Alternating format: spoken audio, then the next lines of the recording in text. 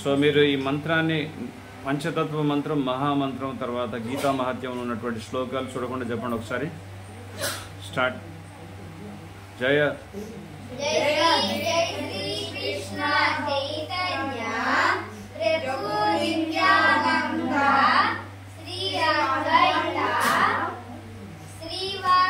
శ్రీ అద్వైత గదాధార్.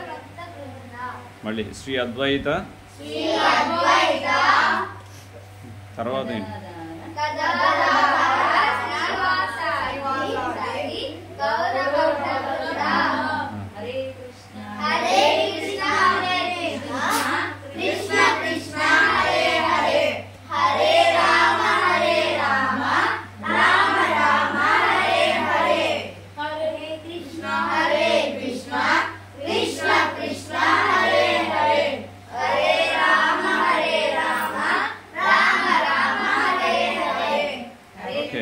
Very good.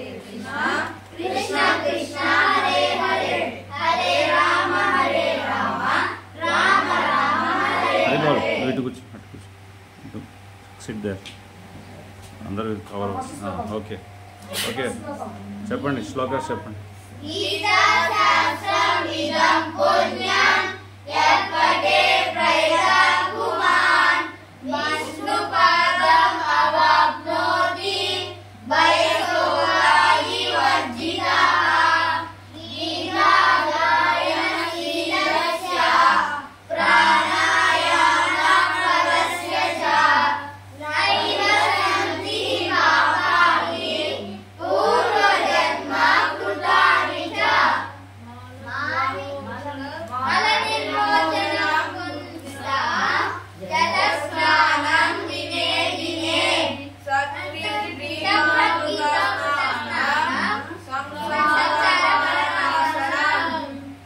Very good.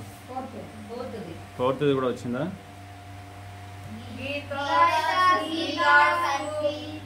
Gita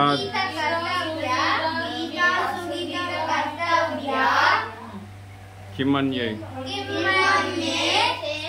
శాస్త్ర విస్తరై యస్వయం పద్మనాభస్య ముఖ పద్మ వినిశ్రిత. ఇంకా సో ఇంకా మిగతా శ్లోకాలు కూడా నేర్చేసుకోండి. ఓకే. సో ఆ భగవద్గీత లేని వాళ్ళు ఈరోజు ట్రై చేయండి భగవద్గీత ఇంట్లో పెట్టుకోవడానికి. ఓకే. సో ఇప్పుడు మనం నిన్న దశావతారాల గురించి చర్చించాం, 6 అవతారాల గురించి చర్చించాం. అవునా? మిగతా 4 అవతారాల గురించి ఈరోజు మనం చర్చించబోతున్నాం. చెప్పండి ఒకసారి. వితరసి దిక్షు రణే దిక్పతి కమనీయం దశముఖ మౌలి బలిం రమణీయం కేశవద్రీత రామశరీర జయ జగదీశ హరే జయ జగదీశ హరే జయ జగదీశ హరే. సో మళ్ళీ ఒకసారి. వితరసి దిక్షురణే దిక్పతి కమనీయం. కష్టమా? సో వితరసి గట్టిగా చెప్పాలి. బ్రేక్ఫాస్ట్ చేసి వచ్చారుగా, గట్టిగా చెప్పండి. ఏయ్ సిట్ స్ట్రైట్. వితరసి దిక్షు రణే దిక్పతి కమనీయం దశముఖ మౌలి బలిం రమణీయం కేశవద్రీత రామశరీర జయ జగదీశ హరే జయ జగదీశ హరే జయ జగదీశ హరే. సో ఈ అవతారం ఏ అవతారం? రాముడి యొక్క అవతారం. మాతాజీ ఆ ఫోటో చూపించండి, ఇటువంటి. సో రామ అవతారం ఇక్కడ చూడండి, రాముడి యొక్క అవతారం చూడండి ఎంత బాగున్నారో రాములు వారు, అందాల రాముడు. చూసారా? జై శ్రీరామ్ అనండి. సో ఇక్కడ దీని అర్థం ఏంటో చెప్తాను. O Keshava, O lord of the universe, O lord Hari, who assumed the form of Ramachandra, all glories to you.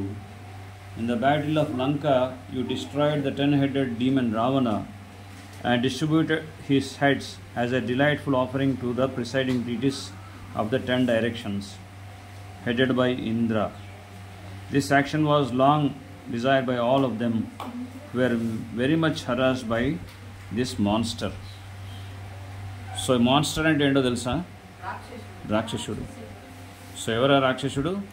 రావణాసురుడు, రావణ. సో ఈ రావణాసురుడు ఏం చేశాడు? మొత్తం ప్రపంచంలో ఉన్నటువంటి వాళ్ళందరినీ కూడా అల్లకల్లోలం చేశాడు. దేవతల్ని సైతం వాళ్ళ యొక్క ప్రదేశాలన్నింటినీ కూడా కబ్జా చేసేసాడు. వాళ్ళని అందరినీ కూడా ఇబ్బంది పెట్టాడు, దేవతలందరినీ కూడా. సో ఇంద్రుడితో కూడుకున్నటువంటి దేవతలంతా వచ్చి భగవంతుని వేడుకున్నారు, స్వామి మీరు వస్తే కానీ ఈ రాక్షసుడిని హతమోదించలేరు, ఇక మీరే ఈ రాక్షసుడి యొక్క భారం నుంచి మమ్మల్ని కాపాడండి అని చెప్పి దేవతలంతా మొరబెట్టుకున్నారు, ప్రార్థించారు భగవంతుని. అయితే రావణాసురుడు ఏం కోరుకున్నాడో తెలుసా? నేను ఎటువంటి దైత్యుల చేత కానీ, దేవతల చేత కానీ, అస్త్రశస్త్రాల చేత కానీ, మామూలుగా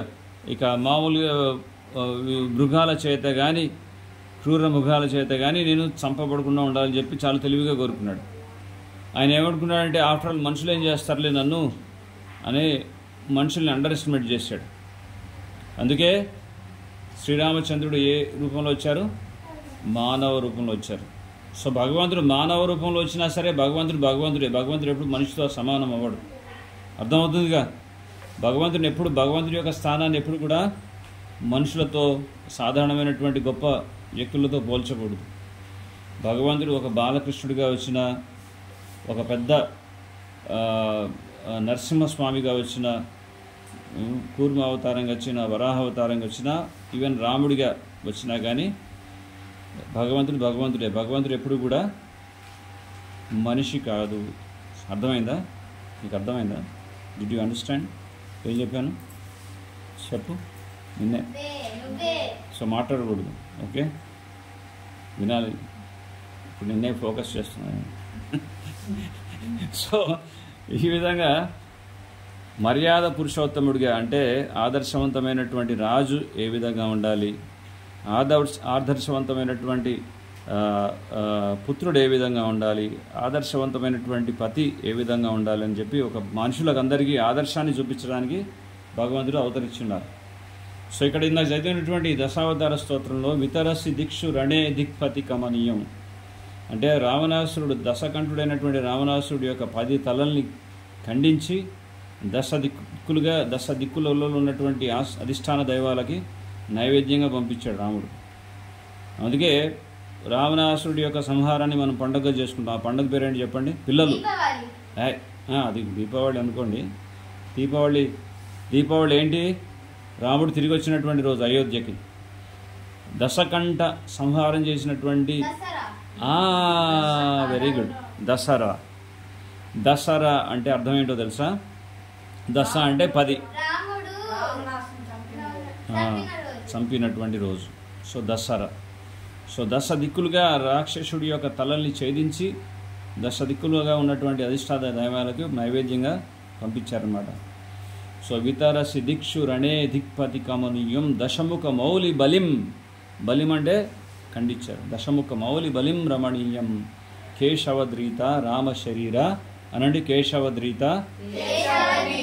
రామ శరీర జయ జగదీశ హరే, జయ జగదీశ హరే, జయ జగదీశ హరే. సో ఈ విధంగా శ్రీరామచంద్రుడు మనకి ఒక ఆదర్శాన్ని చూపించడానికి అవతరించినటువంటి భగవంతుడు. ఇక ఈ అవతారం తర్వాత నెక్స్ట్ అవతారం వహసి వపుసి విశదే వసనం జలధాభం हलहति भीति मिलित यमुनाभं केशवद्रीता हलधर रूप जय जगदीश हरे जय जगदीश हरे जय जगदीश हरे. సో ఇక్కడ నెక్స్ట్ అవతారం హలధర రూపం. హలధర అంటే హల ఏంటి? హలం. మనం హలాన్ని ఏమంటారు తెలుగులో? హలం అంటే సంస్కృత పదం, తెలుగులో నాగలి అంటారు. నాగలి పట్టుకున్నటువంటి అవతారం ఎవరు? బలరాముడు. ఎవరు? చూడండి బలరాముడు ఎంత చక్కగా ఎంత ఆకర్షణీయంగా ఉన్నాడు. కృష్ణుడి యొక్క ప్రధాన విస్తరణ. కృష్ణుడి తర్వాత ఇమీడియట్గా నెక్స్ట్ స్వరూపంలో అవతరించినటువంటి వారు బలరాముడు. చూడండి మాతాజీ చూపించాను. సో ఇక్కడ బలరాముడు ఏం చేశారు? O Keshava the lord of the universe, O Hari who have assume the form of Balarama the wielder of the plough. అంటే హలాన్ని పట్టుకొని ఏం చేస్తారు? హలాన్నితో దున్నుతారు, భూమిని సాగు చేస్తారు. All glories to you. మనం చూడండి కృష్ణుడు బలరాముడు మనకి ఒక చక్కటి జీవన శైలి విధానాన్ని నేర్పిస్తున్నారు. ఏమని నేర్పిస్తున్నారు? భూమిని గోవుని నమ్ముకున్నటువంటి వాడు జీవితంలో ఎప్పటికి కూడా మోసపోడు. అందుకే మనకు ఆహారం అంతా కూడా ఎక్కడి నుంచి వస్తుంది? భూమి నుంచి వస్తుంది. చక్కటి పాలు, అమృతతుల్యమైనటువంటి ఆ పాలు, పెరుగు, మీగడ, నెయ్యి ఎక్కడి నుంచి వస్తుంది? గోవు నుంచి వస్తుంది. సో ఈ రెండు ఉంటే మనిషి ఆరోగ్యంగా జీవించగలడు. సో మీరు ఏ విధంగా ఆరోగ్యంగా జీవించాలి, సంతోషంగా ఎలా ఉండాలని చెప్పేసి ప్రత్యక్షంగా కృష్ణుడు బలరాముడే చూపిస్తున్నాడు. వ్యవసాయం చేయాలి, గో సంరక్షణ చేయాలని చెప్తున్నాడు కదా. అర్థమవుతుందిగా. సో బలరాముడు ఎంతో నీలి వర్ణంలో ఉంటారు. అంటే నీలి అంటే మొత్తం బ్లూయిష్ కలర్లో ఆయన డ్రెస్ చేసుకుంటారు. Fresh blue rain cloud. అప్పుడే వర్షం పడే ముందు మబ్బులన్నీ కూడా ఉంటాయి. చూసారు ఎప్పుడైనా? గమనించారా? వర్షపు నీరుతో పూర్తిగా నిండుగా ఉంటాయి. గమనించారా? సో ఫ్రెష్ అంటే అప్పుడే మబ్బులు పట్టినటువంటి ఆ మేఘముల వలె బ్లూయిష్ బ్లూ కలర్లో ఉన్నారు. ఎవరు? బలరాముడు. అటువంటి వస్త్రాలను కూడా ధరిస్తున్నారు. అలా ఆయన వస్త్రాలు ఎలా ఉన్నాయంటే అప్పుడప్పుడు యమునా నది లాగా కూడా డార్క్ కలర్లో ఉన్నాయి, బ్లూ కలర్లో ఉన్నాయి. సో ఆయన ఒకసారి యమునా నది రమ్మంటారు, దగ్గర రమ్మంటారు. అప్పుడు బలరాముడు రమ్మన్నప్పుడు యమున రాదు, భయపడుతుంది. అయ్యో ఈ బలరాముడు బాగా మత్తులో ఉన్నారని చెప్పి. బలరాముడికి ఇష్టమైనటువంటి పానీయం ఏంటో తెలుసా? వారుని. అవన్నీ కూడా తేనె లాంటి పదార్థాలతో చక్కగా తయారు చేస్తారు. సో వారుని దాగి గుండ్రంగా కళ్ళు రౌండ్గా తిరుగుతున్నాయి. అప్పుడు ఆ టైంలో అంటాడు ఎవరితో? యమునాతో. ఏ యమునా ఇట్రా అంటాడు. నీలో మునిగి నేను స్నానం చేయాలి, ఇట్రా అంటాడు, దగ్గర రమ్మంటాడు. అప్పుడు యమునాదేవి భయపడుతుంది, రాదు. నువ్వు చెప్తే వినవా నా మాట, నీ సంగతి చెప్తానని ఆయన నాగలితో ఏం చేస్తాడు? మొత్తం యమునని లాక్కుంటూ వచ్చేస్తాడు. అప్పుడు యమున ప్రార్థిస్తుంది, స్వామి నేను వచ్చేస్తాను మీ దగ్గరికి, మీరు నన్ను తెలియదు. సో ఆయన నాగలితో యమునాని లాగాడు కాబట్టి ఇప్పటికీ యమునా నది మీరు బృందావనానికి వెళ్తే ఎన్నో పాయలుగా చీలుకుపోయి ప్రవహిస్తుంది. ఎంతమంది వెళ్ళారు బృందావనానికి? సో బృందావనానికి వెళ్తే ఎన్నో పాయలుగా చీలుకొని యమునా నది అక్కడ మథురా దగ్గర, ఇక్కడ బృందావనంలో, అక్కడ అన్ని వనాల్లో పాయలుగా చీలుకొని బ్రహ్మాండ ఘాట్ దగ్గర ప్రతి చోట యమున పాయలుగా ప్రవహిస్తుంది. సో ఆ విధంగా అట్లా అద్భుతమైన లీలు చేస్తారు బలరాముడు. సో బలరామ అవతారం విన్నారుగా. నెక్స్ట్ నిందసి యజ్ఞ విదే హహ శృతిజాతం నిందసి యజ్ఞ విధేర్ హహ శృతిజాతం సదయ హృదయ దర్శిత పశుగాతం కేశవద్రీత బుద్ధ శరీర జయ జగదీశ హరే జయ జగదీశ హరే జయ Jagadisha Hare. O Keshava, O lord of అనండి, O Keshava, O lord of the universe, O lord Hari, who have assumed the form of Buddha, all glories to you. O Buddha, O compassionate heart, you decry the slaughter of poor animals performed according to the rules of Vedic sacrifices. So ఒకప్పుడు ఏంటంటే చూడండి, బుద్ధుడి యొక్క అవతారం చూడండి, మీకు డైరెక్ట్గా బుద్ధుడే వచ్చాడు ఇక్కడికి, కాగితంలో కాదు. ఇలా చూపిస్తాను మీకు, ఒక్క నిమిషం మాత్రం అలా పట్టుకోండి. ఇదిగో ఇది బుద్ధ అవతారం. చూసారా ఎంత ప్రశాంతంగా ఉన్నారో చూడండి, చూసారా? ఓకే మాత్రం జాగ్రత్త.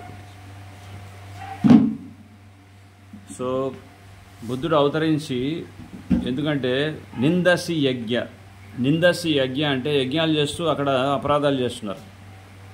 ఎందుకంటే యజ్ఞాలు చేసినప్పుడు బలులు అనేవి ఒకప్పుడు పద్ధతులు. బలి ఎందుకు ఇచ్చేవారు తెలుసా?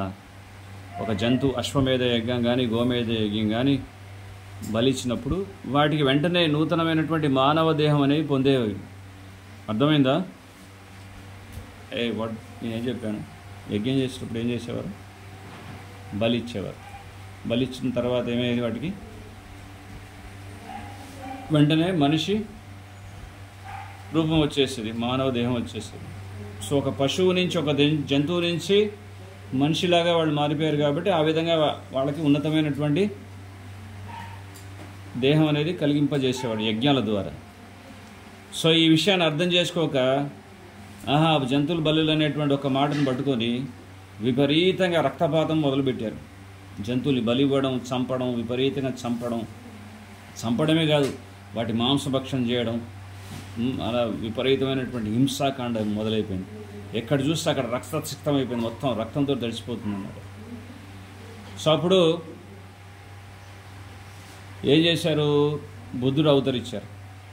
అవతరించి, నాయనా మీరు వేదాలు సరిగ్గా అర్థం చేసుకోలేదు, నిందసి యజ్ఞ విదేహ శృతి జాతం సదయ హృదయ దర్శిత పశుఘాతం. విపరీతంగా పశువులు బలిస్తున్నారు, దీని వెనక ఉన్నటువంటి ఉద్దేశం తెలుసుకోగలేక. అందుకే ఇవన్నీ ఆపండి, హింసాకాండ అని చెప్పేసి ఆయన ఏమని చెప్పారంటే, హింస చేయకుండా ఉండండి, అహింస పరమో ధర్మ అన్నారు. ఏమన్నారు? అహింస పరమో ధర్మ. సో హింస చేయకుండా ఉండండి, అదే పరమధర్మం అని చెప్పారు. ఎందుకంటే మీ ఇంట్లో మీరు వంట చేయడానికి మీకు రాకపోతే, కూరగాయలు కటింగ్ చేయడానికి రాకపోతే, మీ చేతిలో కత్తి ఉందనుకోండి, అప్పుడు ఏం చేస్తుంది మా అమ్మగారు? కత్తి తీసి ఏం చేస్తుంది? అమ్మ కట్ చేయడం, మీకు కట్ చేయడం రాకపోతే మీ చేతిలో కత్తి ఉన్నప్పుడు ఏం చేస్తుంది అమ్మ? తీసుకొని పక్కన పెడుతుంది. ఎందుకు తెలుసా? అయితే మీకు ఆ కత్తిని వాడే విధానం మీకు తెలియకపోతే మీ చేయిని మీరు గాయపరుచుకుంటారు, లేకపోతే ఇంకెవరికైనా గాయపరుస్తారు. సో బుద్ధుడు గారు అదే చేశాడు. వేదాల్లో ఈ యజ్ఞ కృతువుల్లో యజ్ఞం చేయాలనేటువంటి దాని వెనుక మీకు తెలియదు కాబట్టి అనవసరంగా యజ్ఞం అనేటువంటి నెపంతో, ఆ పేరుతో విపరీతంగా ఈ బలులు అనేవి చేస్తున్నారు. అందుకే ఇవన్నీ ఆపేసి వేదాన్ని పక్కకు పెట్టండి, హింస చేయకుండా ఉండండి, అదే పరమధర్మం అని చెప్పారు. ఎవరు? బుద్ధుడు. సో అందుకే బుద్ధుడు అవతరించారు. బుద్ధుడి యొక్క అవతారం వెనుక ఉన్నటువంటి ఉద్దేశం ఏంటంటే హింసాఖండని ఆపడం కోసమే. ఇక లాస్ట్ అవతారం కల్కి భగవానుడి యొక్క అవతారం. చెప్పండి. మలేచ్ఛ నివాహ నిధనే కలయసి కరవాలం ధూమకేతుం ఇవ కిం అపి करालं केशवद्रीता कल्कि शरीर जय जगदीश हरे जय जगदीश हरे जय जगदीश हरे. సో ఈ విధంగా మలేచ్చ నివహ నిధనే కలయసి కరవాలం. కలియుగంలో ఉన్నాం మనం కదా. కలియుగ భగవానుడు కలియుగ అంతంలో వస్తారు, ఇంకా టైం ఉంది, ఇప్పుడే కాదు, కలియుగం అంతం అవడానికి ఇంకా టైం ఉంది. అయితే కలియుగ అంతంలో ఏమైందంట, బాగా ఈ మలేచ్చులు పెరిగిపోతారట. మలేచ్ఛ యవ్వన. యవ్వన అంటే తెలుసా ఎవరో? మియా మియా మియా మియా మలేచ్ఛ యవ్వన. యవ్వన అంటే వీళ్ళే అనమాట. ఇప్పటికే బాగా పెరిగిపోతారు, మలేచ్చులు పెరిగిపోతారు. వీడంతా పెరిగిపోయి విపరీతమైనటువంటి ఇక చూస్తున్నారుగా ఇప్పటికే టెర్రరిజం, ఇంకా అప్పటికి విజృంభిపోతుంది అనమాట. మొత్తం వీళ్ళతో మొత్తం పాకిపోతుందట. అన్ని రాష్ట్రాలకు గుప్పిట్లో పెట్టుకొని మొత్తం వీళ్ళు నిండిపోతారు. అప్పుడు కల్కి భగవానుడు అవతరిస్తారు. అప్పుడు ఏమి వాళ్ళకి కల్కి భగవానుడు అంటే ఇలా ఉంటారు చూడండి. కల్కి అవతారం ఎలా ఉన్నారు చూడండి, చూసి చెప్పండి ఎలా ఉన్నారు. చేతిలో ఏముంది? ఎక్కడ కూర్చున్నారు? గుర్రం ఎలా ఉంది? తెల్లగా ఉంది. తెల్లటి గుర్రం మీద అలా కత్తి పెట్టుకొని, అప్పుడు ఇంకా ఏం ప్రీచింగ్ ఉండదు, సమ్మర్ క్యాంపులు ఉండవు, భగవద్గీత ప్రచారం ఉండదు. ఓన్లీ ఒకటే పని, అందరినీ ఈ మలేచ్చుల్ని ఎవరు వీళ్ళందరినీ కూడా ఖండించి మొత్తం చంపేస్తారు. ఆ విధంగా కలియుగం అంతం అయిపోతుంది. ఆ విధంగా కలియుగం ఎండ్ అవుతుంది. నేను చెప్పుకున్నా, కలియుగం తర్వాత ఏమొస్తుంది మళ్ళీ? సత్యయుగం తర్వాత ఏంటి? సత్యయుగం తర్వాత త్రేతాయుగం, త్రేతాయుగం తర్వాత ద్వాపరయుగం, తర్వాత కలియుగం, కలియుగం తర్వాత మళ్ళీ ఇది యుగ చక్రం అనమాట. ఇది చక్రం ఒక వీల్ లాగా అనమాట, వస్తూనే ఉంటాయి. సో కలియుగం అనేది ఈ విధంగా సమాప్తమైపోతుంది. ఆ విధంగా కల్కి భగవానుడు అవతరిస్తారు. మనకి శాస్త్రం ఏం బోధిస్తుందో తెలుసా మీకు? కల్కి భగవానుడు ఎక్కడ అవతరిస్తారనేటువంటి విషయం కూడా చెప్తుంది. ఇక్కడ గుజరాత్లో సంభాల్పూర్ అనేటువంటి ఆ ప్రదేశంలో విష్ణు శర్మ అనేటువంటి ఒక బ్రాహ్మణుడి యొక్క పుత్రుడిగా కల్కి భగవానుడు అవతరిస్తాడు. ఇంకా ఆయన పని ఏం లేదు, అందరినీ మొత్తం మలేచ్చులందరినీ కూడా చంపిపడేస్తాడు. కలియుగం దాకా వెయిట్ చేద్దామంటారా? హరిబాల్, కలియుగం దాకా వెయిట్ చేస్తారా ఎవరైనా? చెప్పండి. మలేచ్ఛ ఇంకా క్లియర్గా చెప్పాలంటే వద్దులేండి మీకు చెప్పడం.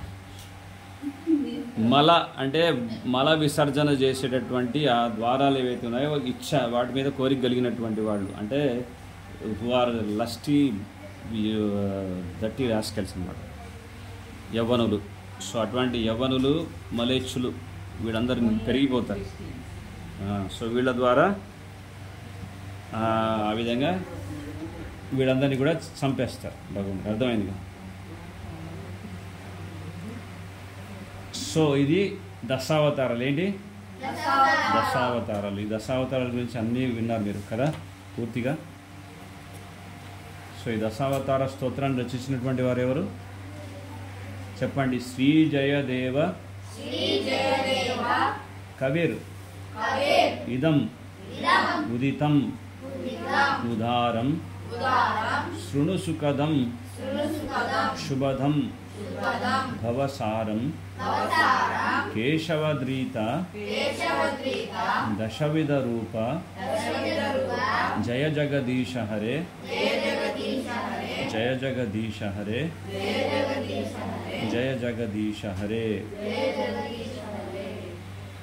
సో ఇక్కడ ఏం చెప్తుంది?